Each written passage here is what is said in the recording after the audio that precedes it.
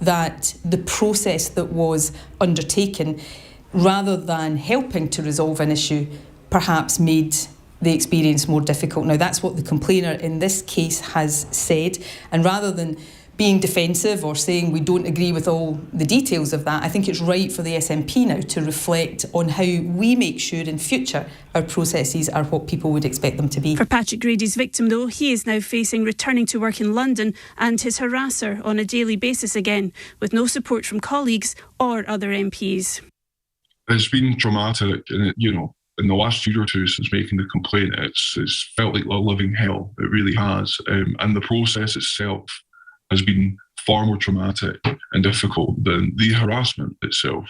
The process and the way the party handled it has been, it's re-traumatised me. Gina Davidson reporting there, our Scotland political editor. Coming up in the next hour, it's Wednesday's edition of Cross Question. Joining me in the studio, Wendy Chamberlain, Lib Dem MP for North East Fife, also the party's chief whip and DWP spokesperson. Miatta Fahnbulleh is chief executive of the New Economics Foundation. Daniel Kawczynski is Conservative MP for Shrewsbury and Atcham, and Albie Amankona is co-founder of Conservatives Against Racism for Equality. 0345 6060 973. Lots to talk about today, particularly want someone to phone in on the resignation of Lord Geidt tonight, but there are plenty of other subjects too. And don't forget to watch us on Global Player. On your radio, on Global Player, and Play LBC. Leading Britain's conversation. This is LBC. From Global's newsroom at 8 o'clock. The Prime Minister's independent ethics advisor, Lord Geidt, has resigned. It follows Boris Johnson's response to being fined for attending a lockdown party in Downing Street. Our Westminster editor Ben Kentish says it's not good for the Prime Minister. It's a huge blow for Boris Johnson. This is his own advisor on standards, someone who had been rumoured to be considering resignation several weeks ago. Number 10 talked him out of it. They understood the difficulty, the optics of his own advisor on this resigning, and that has now happened. This is the first week in months that we haven't really been talking about Partygate. Now right back at the top of the agenda in tomorrow's front pages, I would expect. Only a fifth of rail services across Britain will run during a strike next week. Passengers have been told 3 days of walkouts over pay will actually cause 6 days of disruption. The US Federal Reserve has increased interest rates by 0.75 percentage points. That's the biggest increase since 1994. It's also signalled more rate rises are to come, increasing the risk of a recession. And it's officially been the hottest day of the year so far. Temperatures reached 28 degrees Celsius in St James's Park in central London. In the city, the FTSE 100 has closed up 85 points at 72.73. The pound buys $1.20 and €1.15. LBC weather staying dry tonight for England and Wales. Light showers lingering in western Scotland with a low of 6. A sunny start for most tomorrow, with rain arriving in the west by the afternoon. A dry and very warm day for the south and southeast with a high of 28 degrees. From Global's newsroom for LBC, I'm Lottie Morley. This is LBC from Global. Leading Britain's conversation. Cross Question with Iain Dale. Hello, very good evening. It's 2 minutes past 8 on LBC. Welcome to Wednesday's Cross Question. With me in the studio to answer your questions are Albie Amankona, co-founder of Conservatives Against Racism for Equality, Daniel Kawczynski, Conservative MP for Shrewsbury and Atcham, Miatta Fahnbulleh, Chief Executive of the New Economics Foundation, and Wendy Chamberlain, Lib Dem MP for North East Fife, and also the party's Chief Whip and DWP spokesperson. Lots to talk about tonight. Really interested to see what you want to ask our panel about. 0345 6060 973. You can text your question to 84850 and do watch us on Global Player. Call 0345 6060 973. Tweet at LBC. Text 84850. Cross Question with Iain Dale. This is LBC. Well, welcome to you all. Let's go to our first call. It's from Margaret in Widnes. Margaret, hi. What would you like to ask? Hello there. Good evening. I've just got one question, please. And my question is very, very simple.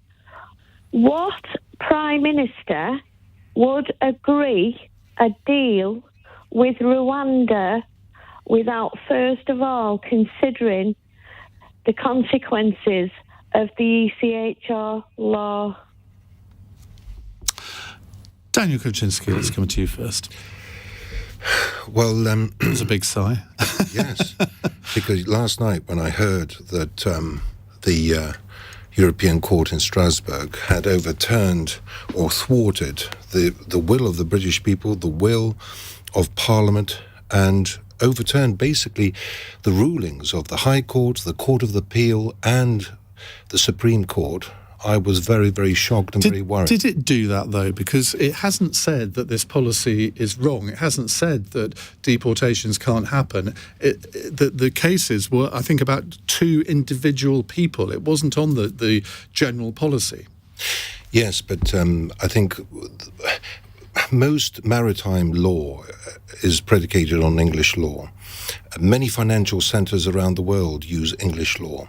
A lot of international arbitration is brought to London for arbitration, basically, because of the confidence in English law. And so why is it that we have a system now where our Supreme Court decisions can be overturned by a foreign court like this? This is why I said to Liz Truss this evening, the time, and by the way, when I raised it on the floor of the House, the jeering from the Labour benches was something absolutely extraordinary. It's almost as if they won't even tolerate a debate on this issue.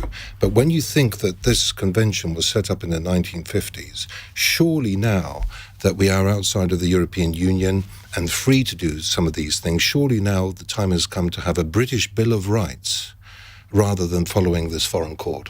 But if there was a British Bill of Rights, and this has been debated in Conservative Party circles for several years now, if there was, how could the caller that we had in the last hour be confident that it would effectively not only replicate the European Convention on Human Rights, but maybe even tighten it up a little bit?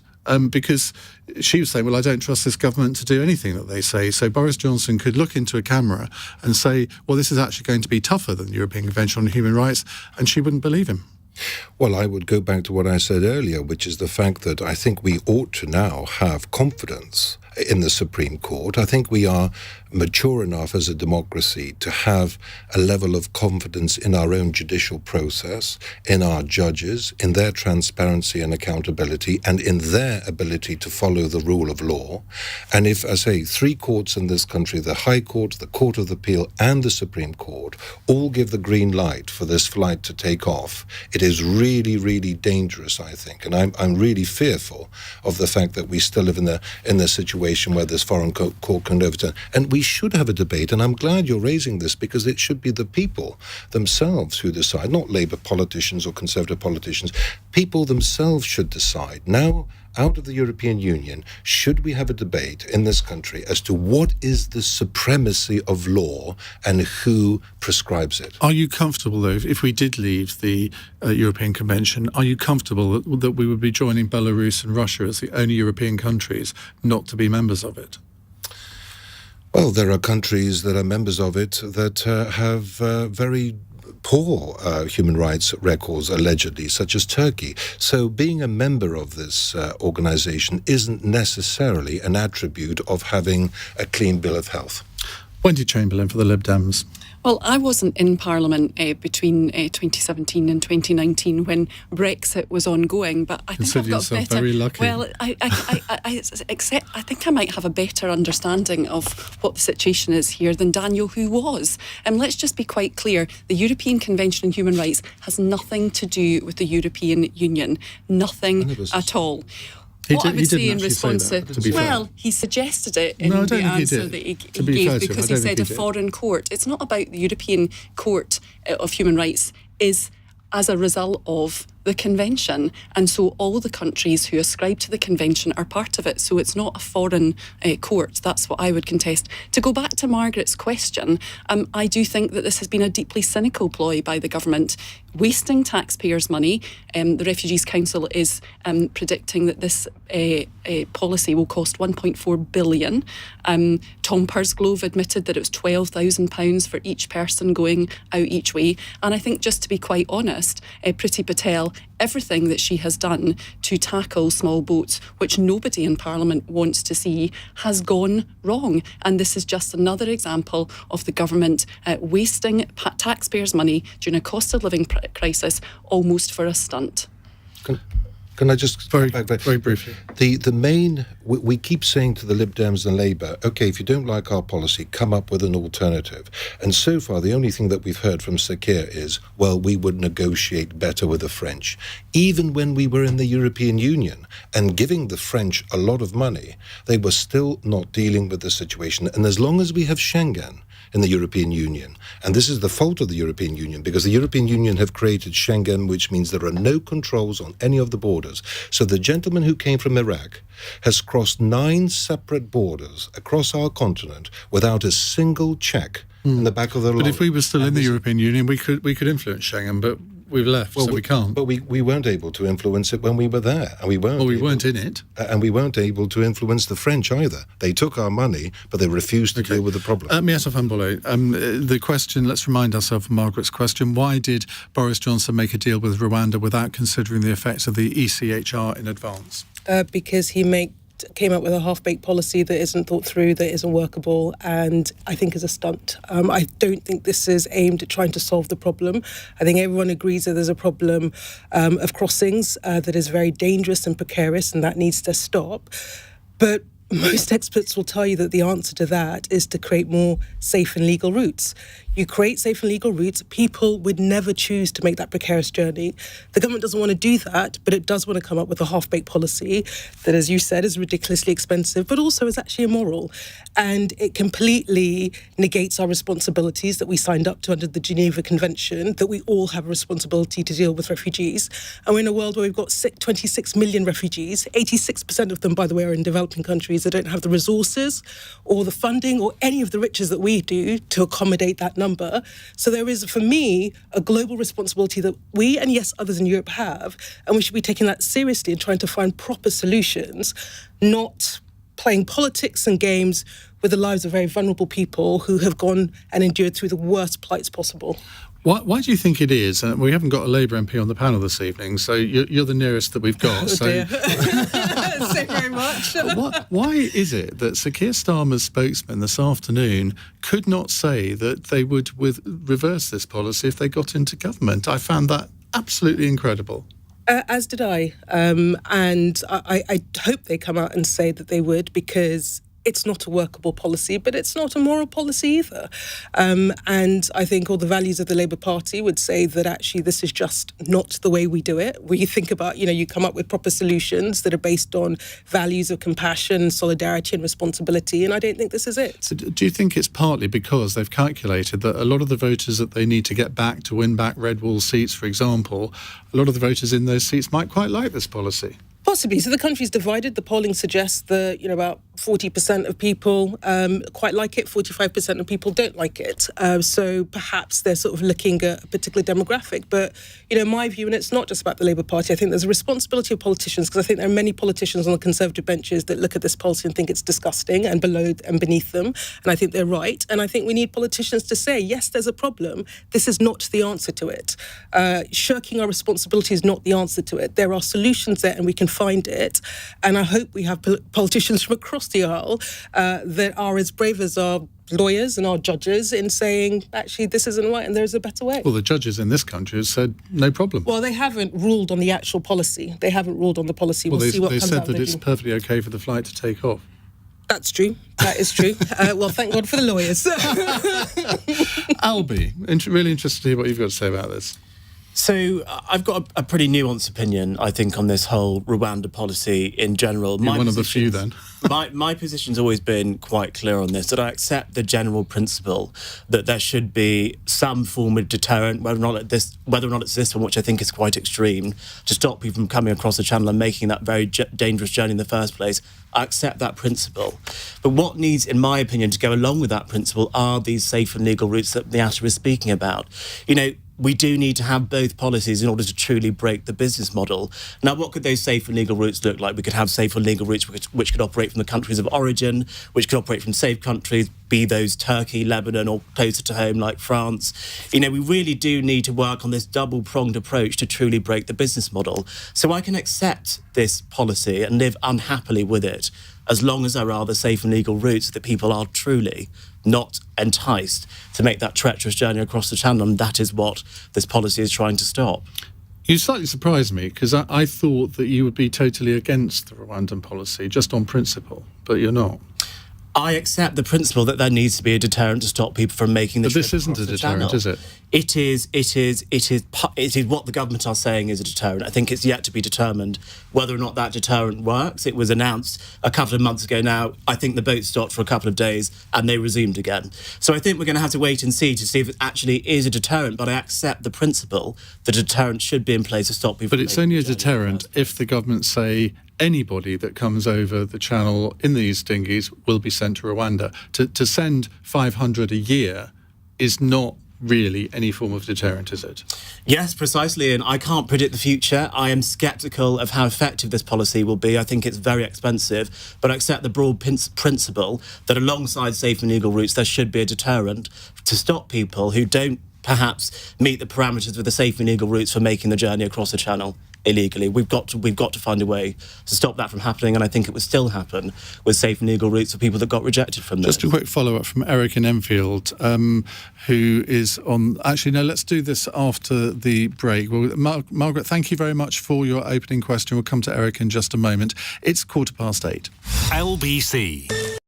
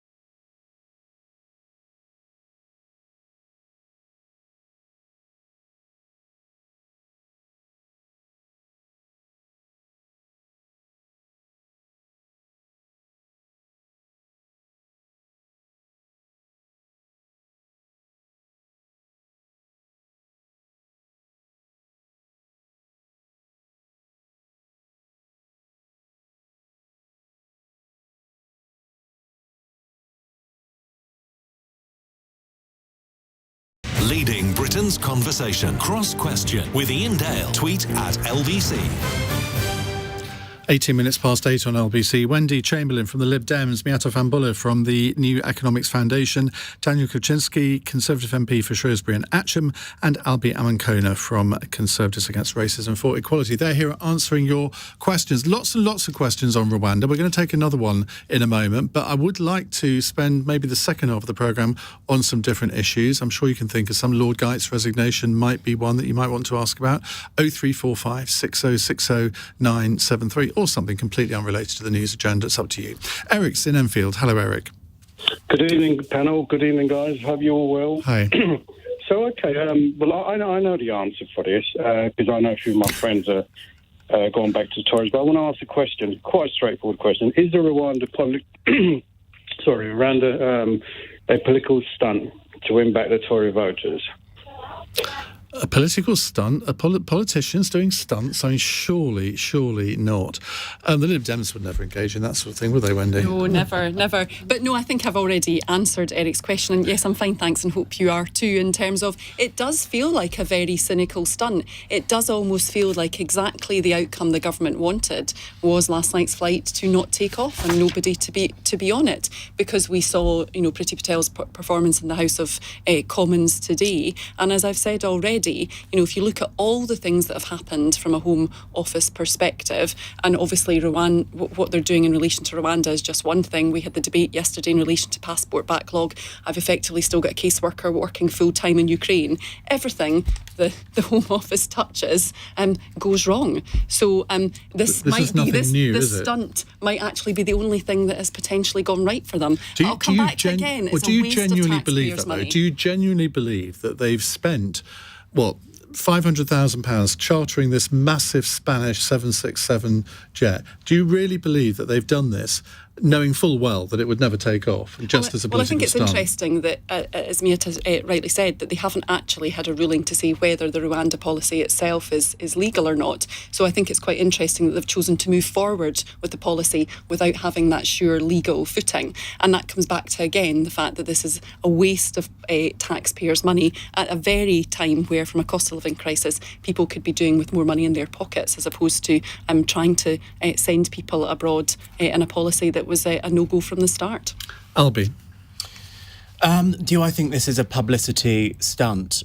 I think it's certainly got people talking about immigration again. And I think the situation that the government has found themselves in today, where we're having Tory MPs talking about withdrawing out of a foreign court that actually we helped establish, by the way, Winston Churchill, David Maxwell Fife, who went on to be a Conservative Home Secretary, were some of the people who actually signed us up to the Council of Europe back in 1949. And one the Home Secretary that wasn't too keen on human rights for certain communities either. Well, precisely. But the point is, this is something which we have been part of for since 1949, and I think it's put the government in a fortunate position of Britain versus Europe and rehashing that debate over and over again. Do I think it was intentional? No, I don't think it was intentional, but I think the government has certainly found themselves in a convenient position back on that 2019 footing that served us very well at the general election. Miatta? Yeah, look, I think it is a political stunt. I think, it was first conceived in order to give the government something to say on immigration and crossings that they were failing to provide a proper response to. I think it then, if you like, got escalated because it was a way to distract from Boris Johnson's leadership woes. And actually, since that confidence vote, there has been just a swathe of nonsense coming out of the government. Apologies, but that's how I see it, because it gets people talking, and it gets people talking about anything other than the fact that the economy is tanking, and there are clearly problems within the Conservative Party. And I think that's the purpose it's serving. And I think it's, just very tragic that the country that was always standing on the international stage as a leader, that helped, craft the European Convention on Human Rights, have always wanted to stand up for the rule of law, is in the position where we're contemplating leaving. I think it's so grubby. I think it's grubby, and I think it's beneath us. It's interesting when you say that it distracts from other issues, because you mentioned the cost of living crisis, and I'm looking at my switchboard here, not a single call on anything to do with the cost of living crisis. So, Daniel, from that point of view, you could say it's a stunt. Well, it's worked rather well. Well, can I just say how fundamentally and passionately I disagree with Miatta on some of the things that she said. And, of course, we should celebrate the fact that the United Kingdom is an extremely generous host for many, many asylum seekers from around the world, whether it's Iraq, Syria, Hong Kong, or many other jurisdictions, and we should celebrate that. But I want to get to a stage, and at every one of the last 5 elections I've campaigned in, immigration has been in the top 3 or 4 issues. I want to get to the stage where we get rid of immigration as one of the key issues of debate at a general election, because people are focusing on the day-to-day things that matter to them, like schools and hospitals.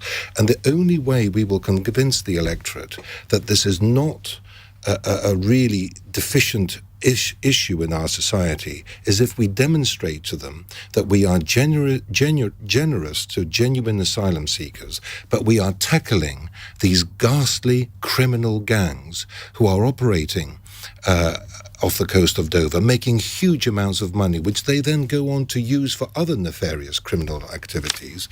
And no other party has come up with a solution as to how we stop them. We can't send boats out to literally, apparently, to try to prevent them from coming in, because if we caused an accident and somebody died, that would cause a cataclysm and a crisis. So the options available to the government are very, very limited. And I really object to the sort of insinuation that Rwanda, somehow this African country, is incapable of being able to process this system for us. I take those criticisms. The problem is very, very racist. The Rwanda problem is it's not processing. It is processing, and then you stay in Rwanda. What kind of asylum policy is that? Later this year. And I think we ought to give the Rwandan government, and by the way, the Rwandan president and the Rwandan prime minister, many Rwandan officials have gone on television to say how deeply offended they are by some of the insinuations of certain people. But why is it that their incapability of entering into this? But Daniel, why is it that we're sending people to a country, or wish to send people to a country, that we take refugees from because of human rights abuses in that country? Well, I think the Home Secretary was asked this question. I didn't hear her full answer, but basically there are certain special circumstances in any country, and I think you would appreciate that. But we are not the only country entering into these sort of relationships with other countries. Australia has done it. The EU has done it, to be fair. Denmark is and has not progressed because it has not worked. Other countries are also looking at this solution. And as long as, may I say this to you, Iain, as long as the European Union refuses to police its own borders, this situation, and by the way, we had 400 people coming across yesterday, and we've already had 10,000 coming across this year, this situation will multiply beyond anybody's comprehension, and then we really will have a crisis. Final word, Miatta. I mean, for me, the real sticker with this is the fact that it's not just about processing offshore, which I think is wrong, but I think you might be able to get away with that argument. You are processing offshore and then they're staying in Rwanda. That is not an asylum policy for a country. You are literally offshoring your refugee and your asylum-seeking responsibilities. That is what is wrong with this policy. Right, let's move on. Thank you very much, Eric, for your question. Let's move on to Terry in Watford. Terry, hello. What would you like to ask? Hi, Iain. Hi, panel. My question is, would the Labour Party be best served if Kier Starmer got a fixed penalty notice? Do you want me to expand on my thinking on this? I think we can probably understand your reasoning on that. I'll come back to you after we've heard from our panel. Albie Amankona. I think after Kier Starmer's performance in Prime Minister's questions today, many Labour supporters may be thinking exactly that. It came after quite a flat performance last week, and this one, you could tell he was really trying to hit some digs there. He went on about comparing the Prime Minister to Love Island, comparing him to Star Wars. I think he was really trying to get down with the kids, down with the Corbynites, perhaps get those clips clipped up on Twitter. But ultimately, I don't really think he hit that many nails in the coffin for Boris Johnson. Labour are really only, between 6 and 10 points ahead in the polls. This is not the same as Tony Blair versus John Major in the 1990s. I remember I look back at some of those videos on YouTube and think, what a political operator Tony Blair was. Kier Starmer is not that calibre of politician, so maybe Labour would be better off without him. Miatta. Well, look, I think the most important thing is that he said he would resign if he did get a fixed penalty notice. I think that is a question of integrity. I think that's a question of standards. And I think it's absolutely the right thing for him to have done. Now, whether the Labour Party will be better off or not, I don't know. I think clearly there is a question of cut-through, appeal and definition that the Labour Party are going to have to work through, and he's going to have to work through. I think he will have to start giving the public a sense of what his project is, what, a Labour Party that one could do for the country. Shouldn't he have been doing that already? Yes, but I think he would argue perhaps that he has, but with the pandemic and everything, it was hard to get his voice heard. But for me, I don't think politics should just be about the personalities. I think politics He made it about personality. He speaks about Boris Johnson's his character all the time, rather than the policies that Labour could implement if they don't like this current Tory government. Well, I think there's a difference between character, integrity, respect, and the sort of the basic qualities and calibre we want in any leader and any politician, and whether you're boring or a fun guy or a guy you want to go to the pub with. And I think for me, I want politics of people of substance, of integrity, and then I want them to tell me what they're going to do for the country. And I think he has shown that he has integrity. And Even though he's under investigation for an FPN. And by the Common Standards Committee. Well, let's see what comes out of the investigation. I think the fact that he has said, if I've done anything wrong, I don't believe I've done anything wrong, but if I have, I'd resign, says a lot about integrity. But I think the more important thing is tell the country what you're going to do for them. Wendy Chamberlain, do you have a bit of sympathy for Kier Starmer and his party? Because your leader could be described as charismatically challenged from time to time, couldn't he? I don't know what you mean, Iain.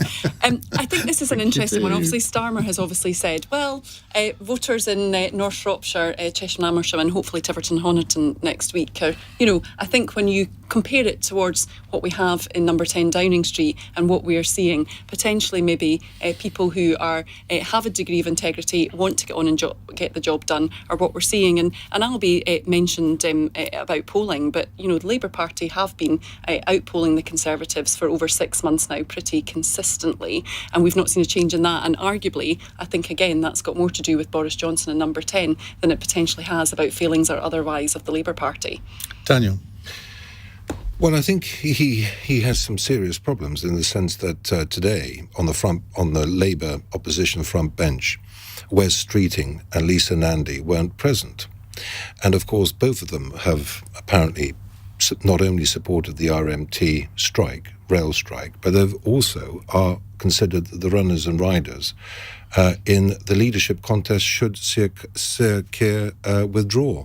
And also his deputy has said publicly that he needs to put more welly into his performances. Well, those are sort of conversations that you would normally expect to take place behind closed doors. Well, I heard her say that, and you have to, and the context in which she said it was a light-hearted remark, and yet you're quoting it as if it was a serious bit of criticism of him. Well, I think if you are working in tandem, cheek by jowl with your leader, you've got to be very, very careful about these comments. But there's the rumours going round in the tea room is that Wes Streeting and Lisa Nandy and all the others have got their campaigns ready to go because many people don't think that he's going to be able to survive. Now, I have nothing against him personally, but I don't know whether he is really the sort of inherent politician that can win a general election, that can resonate with these red wall seats. And I disagree with the point about the opinion polls. Yes, we may be 6 points behind Labour in the opinion polls, but 12 years into a Tory administration, mid-term, you would expect us to be 15. Tony Blair was 20 or 30 points ahead. Just before we move on, who would be a good replacement? Miatta, who would you like to... If he went, I don't know if you're a Labour Party member or not, but if you had a vote, who would you vote for? Oh, goodness. I can't believe you haven't thought about that. I've not thought of really? that. I think for me it won't be about the individual. It will be about the prospectus. And I think what the country needs, and this is not a party political point, is a party that will say things have got really bad, we deserve better, and here is a prospectus for how we will fundamentally change the economic settlement. And whatever person can push that, I think, ought to be the person that has a running at it. It's a bit of a boring answer. I tried my best. I thought you were going to come out for John McDonnell or something. But, Terry in Watford, who would you like to... I'm assuming that you think Kier Starmer, that the Labour Party would be better off if he went. Who would you like to see replace him? So if I just say that I think that my problem is I don't know what Labour stands for under him. I don't see any substantive ideas apart from the windfall tax, which is going round like the wedding singer, quite frankly. We thought of this first. West Streeting is the one I would vote for. If I had a vote, I don't. I'm not a Labour Party member, but... Well, somebody's texting in to say, forget Lisa Nandy and West Streeting. The only one to go toe-to-toe with Johnson would be Angela Rayner. I'll leave you with that thought. More questions in a moment. 0345 6060 973. It's 8:34. News headlines with Lottie Morley. Boris Johnson's independent advisor on ethics has resigned. Yesterday, Lord Geidt refused to tell a group of MPs whether he'd considered resigning over the Prime Minister's response to Partygate. The Home Secretary has vowed to press on with plans to deport asylum seekers to Rwanda, despite yesterday's flight being grounded. Priti Patel insists the policy is lawful, but Labour says it's a shambles. And cricket's governing body has charged 7 individuals and the Yorkshire Cricket Club following an investigation into allegations of racism. It follows claims made by the former player Azeem Rafiq, who has welcomed the news. LBC weather staying dry tonight for England and Wales, light showers lingering in western Scotland and a low of 6 degrees. This is LBC.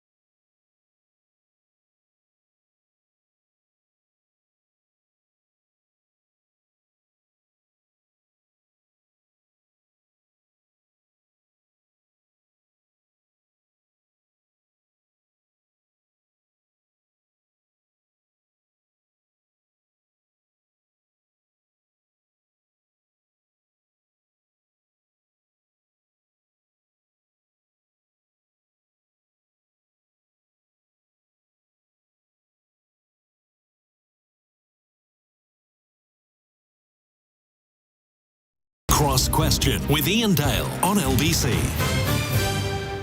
8:36. I love it when someone texts in to say, don't read my last 2 texts, please, because it then makes me want to look at what they actually were.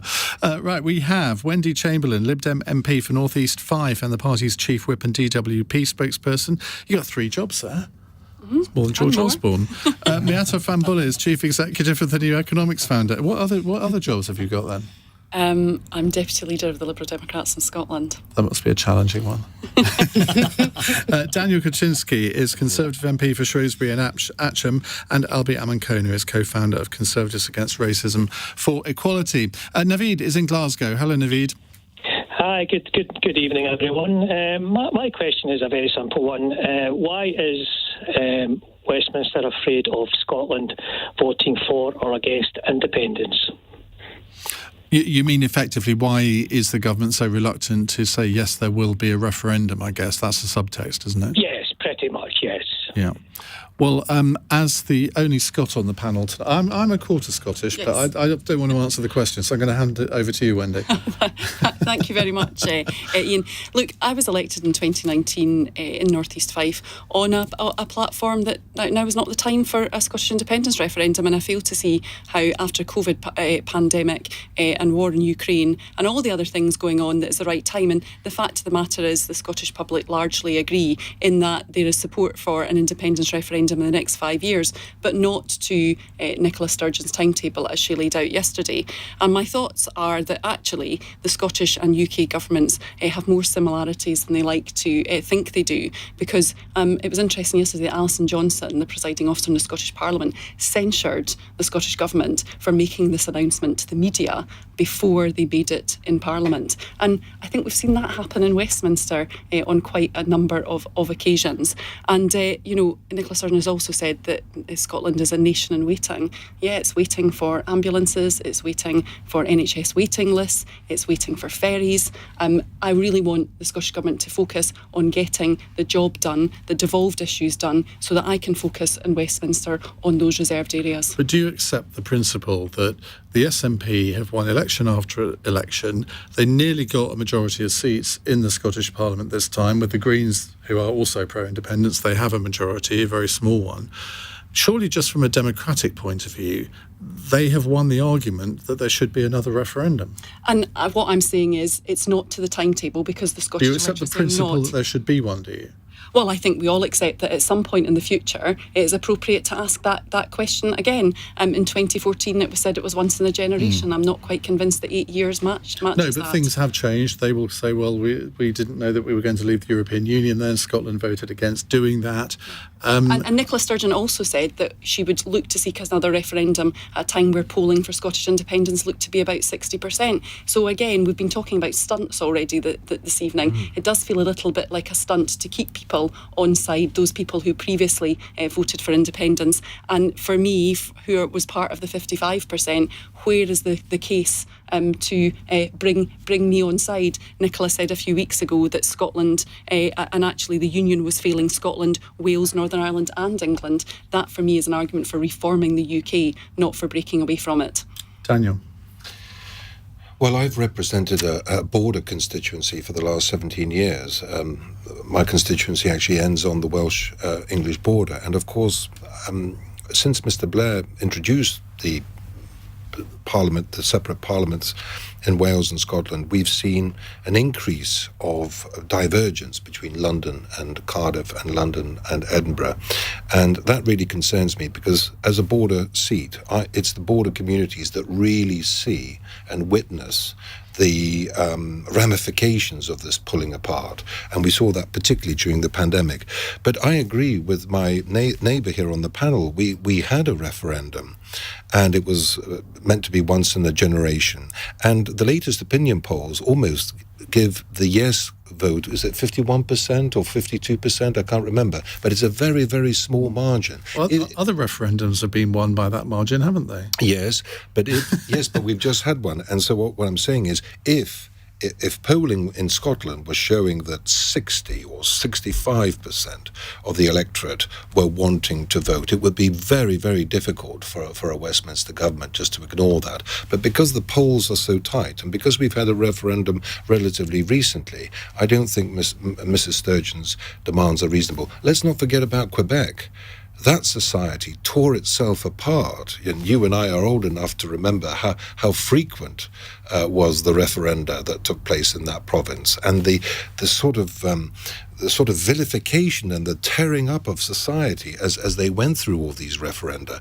Referenda of this kind are very, very divisive, and we've got to be very, very careful as to the number and frequency that we allow. So you don't think we should have had a Brexit referendum then? Because, I mean, that was very divisive, wasn't it? Well, of course, that was. The last time we had a referendum was 1975. So I think from 1975, when we voted to remain in the European Economic Community, to 2016, whenever it was that we had the next referendum, that is a significant period of time. OK, Albie. So I think we've heard some arguments against Indy Ref 2, which I wholeheartedly agree with, but I just wonder how many more times can those of us who believe in the union keep trotting out these arguments before we actually say, OK, let's give the Scots another independence referendum.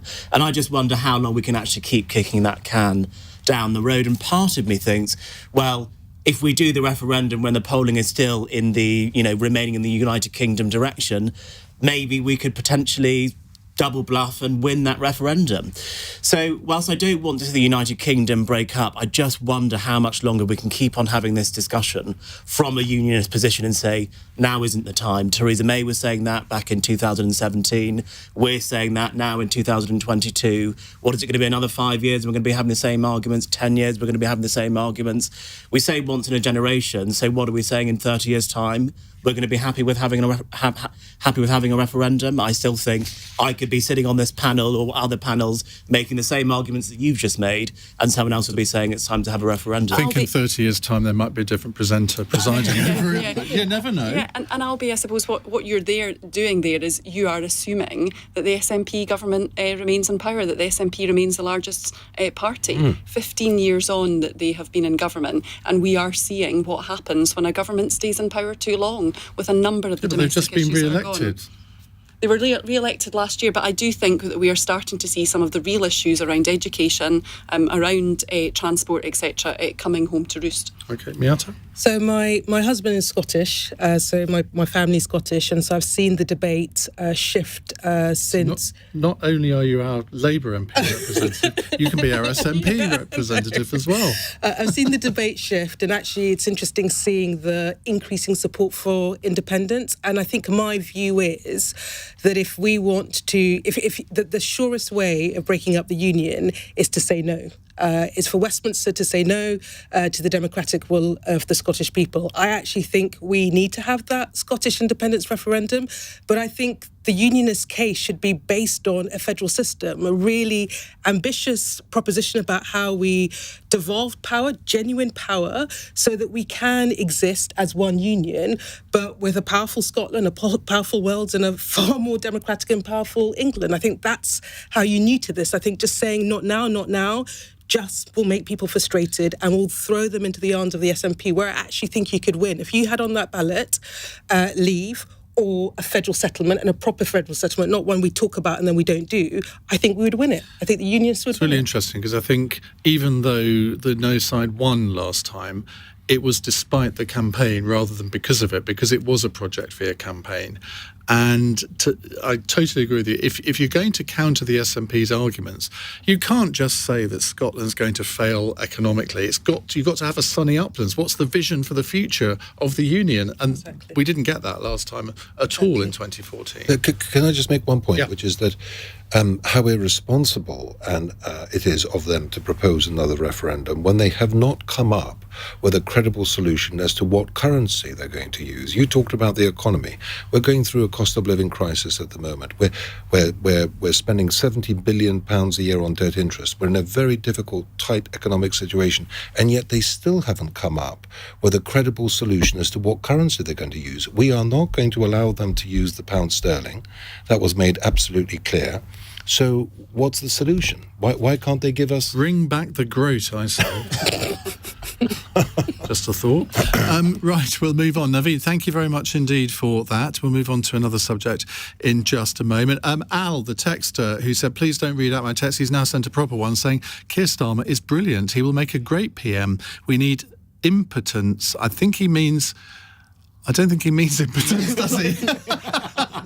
and decency. We'll just move on. Not a despicable excuse for a clown like Johnson. No one ever accused him of impotence, did they? It's 8:47. LBC. Nick Ferrari at breakfast. 30 minutes prior to its departure, that deportation flight to Rwanda was stopped. Former leader of the Conservative Party, Iain Duncan-Smith. Where does it possibly lead? Some kind of collision course between the European Court of Human Rights and the British government? This has turned into a legal farce. We shouldn't have to refer constantly back to the court in Strasbourg because we should rely on our own courts to be able to uphold human rights. Does that mean come out of the ECHR? Many countries sign up to some, but not all, of the requirements in the ECHR. The government needs to look at this very carefully. Nick Ferrari at breakfast. Back tomorrow morning from 7. Listen on your radio and on Global Player. LBC.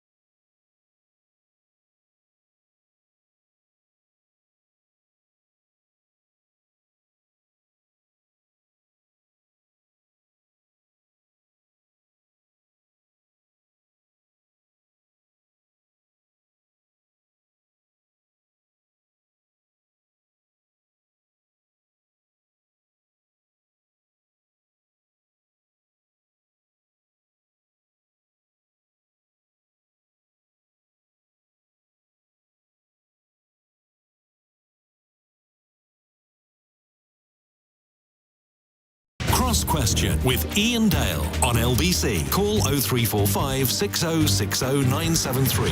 Back to that text. 8:49 on LBC. Right, let's go back to your calls. We have Wendy Chamberlain, Miatta Fahnbulleh, Daniel Kawczynski and Albie Amankona with us. Ian is in Harefield. Hello, Ian. Hello, Ian. Great programme as always. I'm interested to hear the panel's views as to the reason for Lord Geidt's sudden volte-face to resign, and what credibility they give to the concept that actually he's suddenly woken up to Alistair Campbell's appraisal of Boris Johnson, that his modus operandi is to drag everyone down to his level and therefore to ensnare them in his values, and that's why he's managed to actually survive as long as he has. Really interesting question. Just to bring our listeners up to date, in case you've been out this afternoon, this evening, Lord Geidt, the Prime Minister's ethics advisor, has resigned tonight in a one-line statement. Nobody quite understands why, because he was appearing before a select committee, I think, was it yesterday or in the last couple of days? It's, I think, going to be all over the newspaper front pages tomorrow. So is Alistair Campbell correct in his summation of Boris Johnson? He drags everyone down into the gutter with him. Albie. What do I think of this? I think that the resignation of Lord Geidt, had it happened before the confidence vote, I think it would have been a much bigger issue than it happening now. And I think if you'd have asked the Prime Minister, when do I want Lord Geidt to resign, he probably would have said today. You know, when there's all of this awful news going on about the Rwanda policy, and he really wants to move the story on from that. As you say, tomorrow the front pages, hopefully, will all be about Lord Geidt. So I don't think politically, in terms of it being a danger point to the Prime Minister, it's that big of a danger point. Now, having said that, the Prime Minister's ethics advisor resigning for the second time, or was it the third time? Second time, shows, I think, a problem in that there is clearly a situation in Number 10 where multiple ethics ministers do not feel that their positions are tenable. And who is going to take up this role after Lord Geidt has gone and after the last ethics advisor left, after the advice that they gave about Priti Patel was ignored? Miatta. Yeah, look, I think it was probably the right thing to do. I think probably he just searched his conscience and, most of the country have made up their mind that the Prime Minister lied over the parties, lied to the country, lied to Parliament. I suspect Lord Geidt knew this. I think he's probably been wrestling with his conscience. And I think probably the thing, I'm speculating, I have no idea why he's resigned, but I think probably the thing that stuck is just the lack of contrition. You do not get a sense that this Prime Minister is that bothered about the fact that he lied and he's got away with it. And I think probably if you're a person of any honour or integrity, if you take the roles that you do with any seriousness, it's quite hard to make your peace with just turning a blind eye to that. Daniel, why do you think he's gone now? Because it does seem very odd timing, because he issued his report on a day when it took people by surprise, I think. I can't remember why people were so surprised it was that day. And he challenged the Prime Minister to write a letter back to him explaining his conduct. And the Prime Minister did that, and you'd have thought, well, that was the end of it. And we're now, a week or two later, and he's quit. It doesn't really add up, does it? Well, I can't speak for him, and I don't know what's going on in his mind. But what I would say is this: the way I look at the Prime Minister is through the cabinet. We have a system here of cabinet government. Those, 25, 26, 27 men and women who sit around the cabinet table running this country. Nodding. No, not nodding. Collectively make decision-making. And they are the ones who are most closely associated with the Prime Minister, how he works, how he operates, how he manages cabinet, and how he fulfills his role as Prime Minister. There hasn't been a single resignation from the cabinet. And so as a backbencher, inherently, you look towards the cabinet for a certain guidance as to whether or not you ought to have confidence in the Prime Minister. So I think that is very telling. The other thing is, and I disagree again with Miatta, she's already judged the Prime Minister as having lied to Parliament. Well, I would like to ask her to just allow the full process of the House of Commons to take place. The Committee on Standards and Privileges, a cross-party group of members of Parliament, will be investigating this issue and will be reporting in October as to whether or not they have found any concrete proof that the Prime Minister has deliberately lied on the floor of the House of Commons. And if they do that, would you then say that he should go?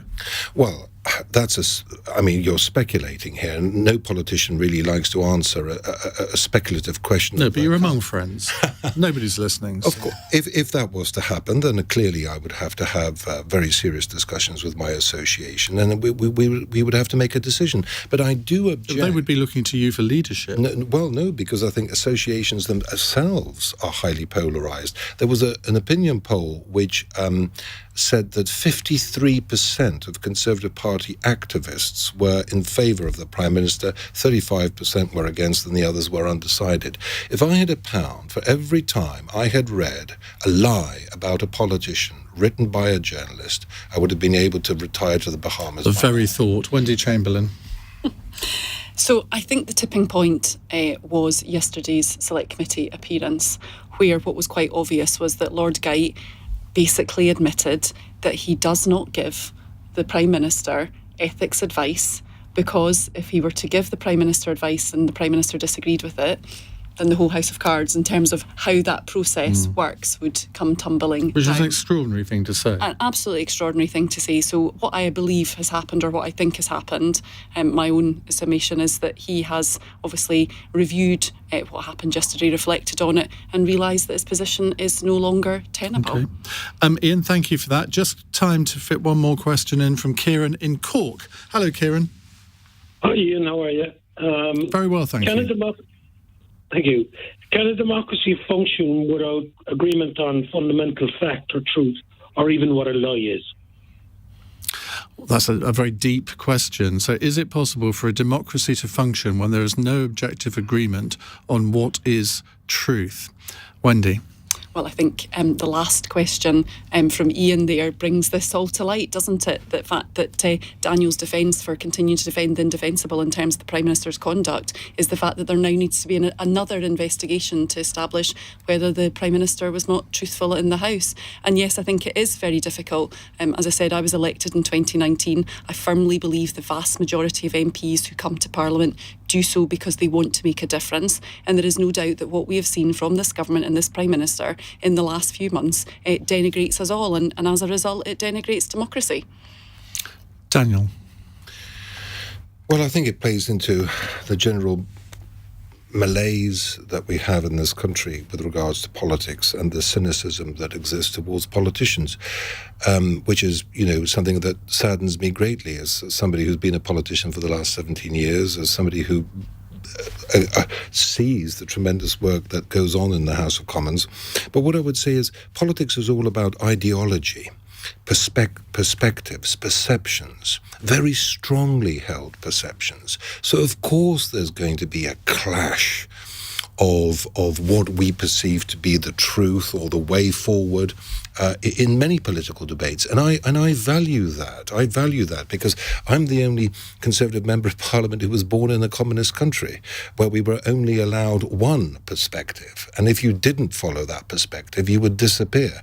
I think we should just celebrate the fact that we're all different and that we can have these harsh political debates because it shows the strength of our democratic process in this country. Okay, Miatta? So I think you can have different perspectives. I think different perspectives are really important in a democracy. I think you can have different points of view, but I think the truth is the truth and lies are lies.